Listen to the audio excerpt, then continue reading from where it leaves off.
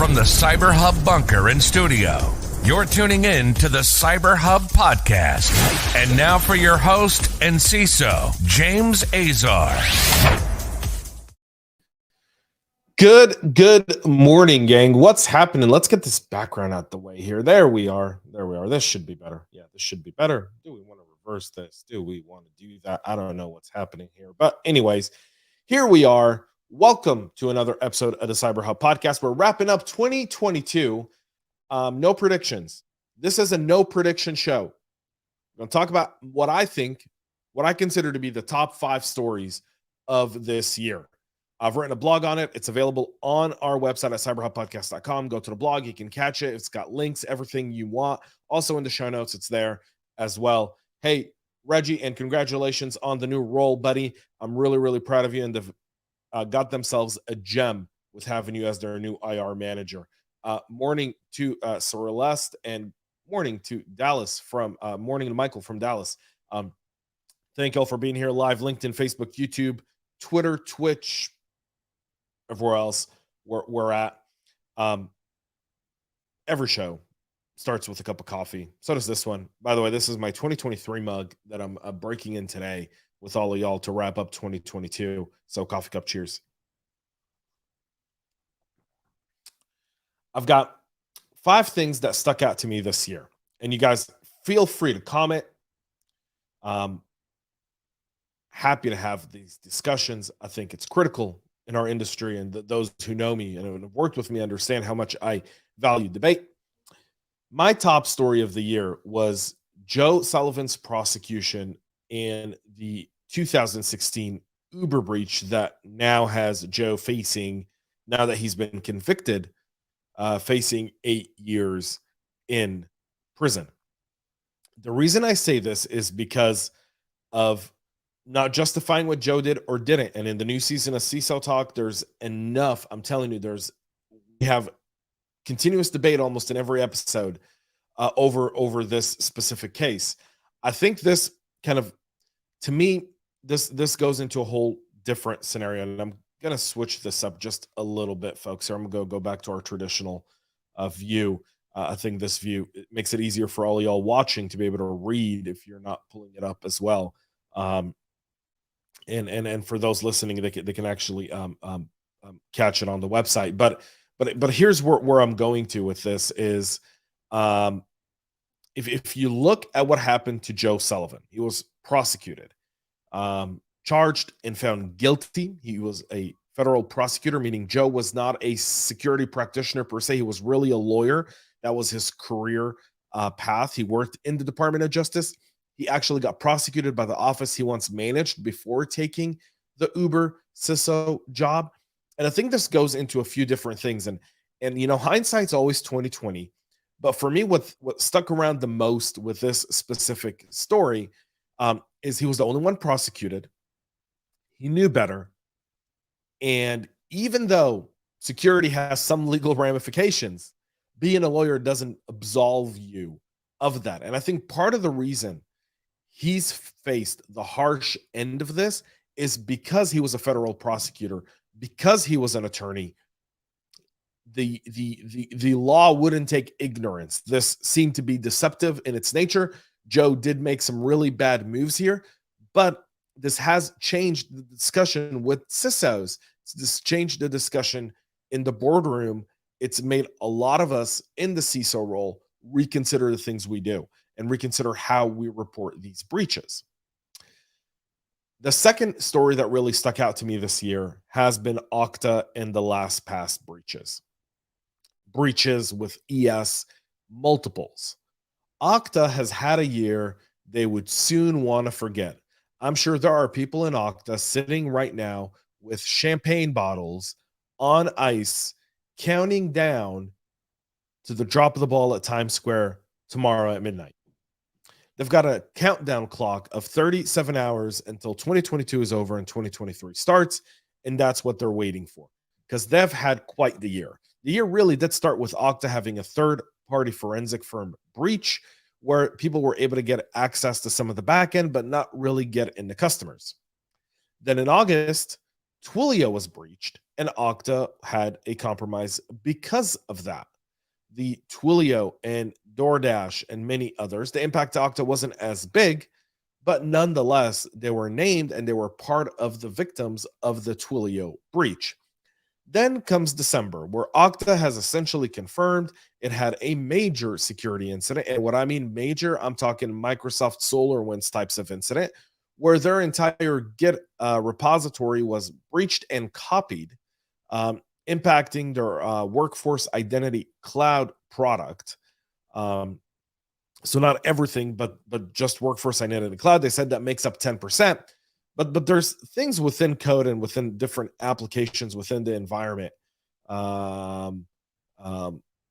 is really significant here. Okta would surely want to forget this, but this kind of goes into the trend of identity going after DevOps, and Okta happened to be on both ends of those for 2022. Finally, LastPass. So I did a story of LastPass this week. You guys can go check it out. I believe I did it on Monday, if I'm not mistaken. But LastPass is a bit more complex. So in August, LastPass said they had an incident. That incident at the time they said wasn't really bad. They got customer information, but they didn't get access to your vaults. Well, come about a week and a half ago, they release and say, well, customer vaults have been copied and are now at risk. This goes to a larger scale item here, which is identity, passwords, established persistence. Why go after endpoints? Why just not just do ransomware, but if you're trying to really do sabotage, you want to have persistence in an environment. And that to me was a huge story. I think that's going to continue to carry us into next year. Again, no predictions, but I'm just saying we're going to see that. Apple 0 days. Yours truly here is an Apple fan. Apple fan. Huge. Everything I own is Apple. Reggie can attest to it. All right. I love Apple. Love it. Can't stop. I will never stop using Apple. But this year has not been a good year for Apple. Pre-2022, the only thing we knew about Apple was it was secure and there was a thing called Pegasus. Coming into this year, and the pricing increase and the cost of an attack at Apple devices has been huge, that they've had 10 0 days this year alone. 10 0 days. 10. 2 in January, 1 in February, 2 in March, 1 in May, 1 in August, 1 in September, 1 in October, and right now 1 in December. All 10 0 days. Tell me what you want to say.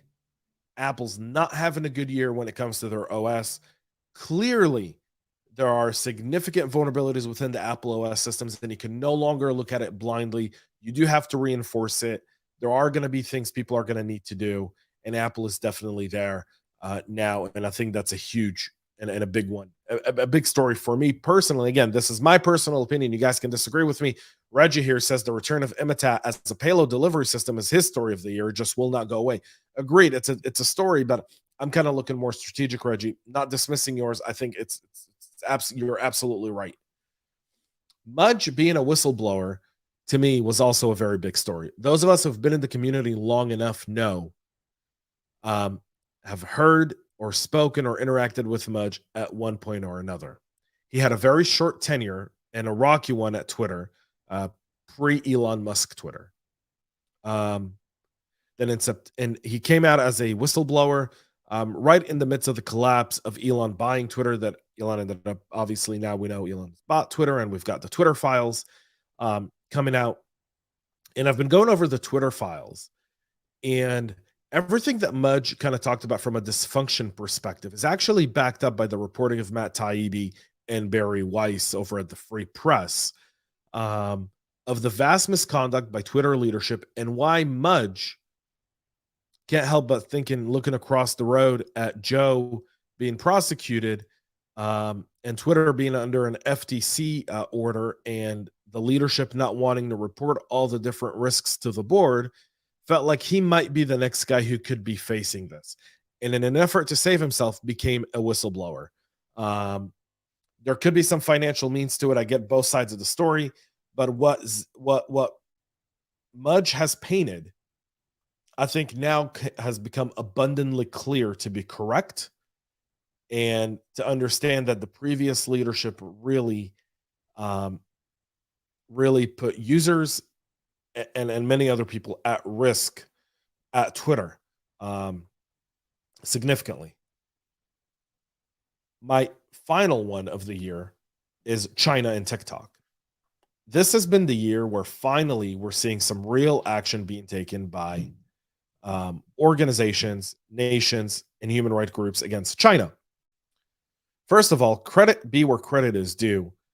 The cybersecurity team over at the White House, led by Anna Neuberger and then her team, and then Jen Easterly and her team over at CISO, have really made headway in terms of keeping China out of government infrastructure.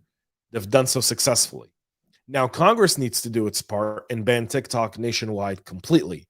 The banning of Huawei, ZTE, and other technologies from telecom and government systems is going to be something that's going to be landmark in history when we look at the balance and shift of economic powers going past this year and into this next decade.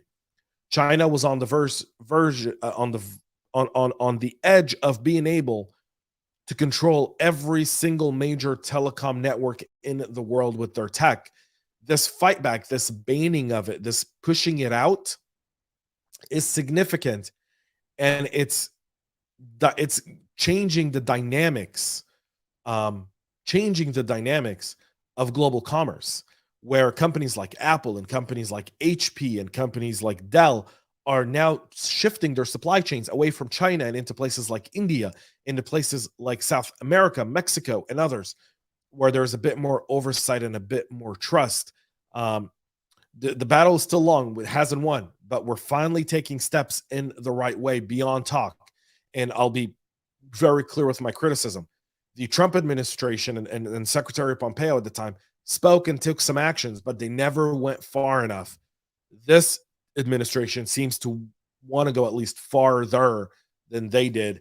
Hats off to them. Now, congressmen and women and senators, ban TikTok, ban it now, ban it, ban it, ban it, ban it. And Apple and Google, y'all should do the right thing and ban it. Should just move it out of your app store. Other notable things for me for 2022, obviously OpenGPT, the Open AI has been absolutely amazing, and that's going to be a huge advance, and I'm glad to see that come now. The cryptocurrency heights over the year. This year, I think alone, there's been nearly $4 or $5 billion worth of money lost to cryptocurrency heists by either Iran or North Korea. Those are going to be huge for this year, and it's going to be very, very notable, including the collapse of FTX, obviously, and many others. And finally, supply chain risks. We've seen that with Twilio. We saw that with Okta, with LastPass, with GitHub, and many others. Those supply chain risks will be there for quite some time. Folks, thank you so much for being loyal listeners this year. I really do appreciate you. I want to wish you all a happy, happy new year. And in ultimate dad joke fashion, I'll be back on Monday. See you next year with a brand new CyberHub Podcast. The new season of CISO Talk coming at the end of January. New season of Goodbye Privacy coming at the end of January. Some really cool things coming your way. Thank you all for tuning in. Go check out the blog post, cyberhubpodcast.com. Make sure to subscribe. Catch it all there. Thanks y'all for tuning in. Have a great rest of your day. Have a great new year. Spend it with your loved ones and stay cyber safe. See y'all in 2023. We love feedback, so make sure to connect with us on social media and subscribe to our podcast on your favorite podcast listening platform.